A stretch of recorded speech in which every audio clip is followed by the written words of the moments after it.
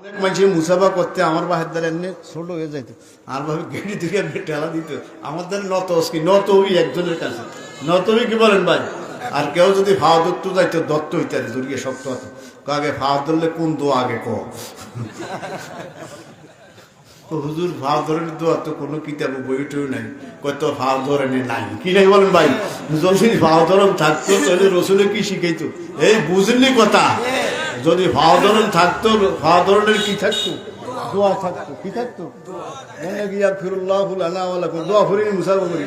দেখলে কি দেখুন সালাম দিই দোয়া আসেনি বলেন ভাই।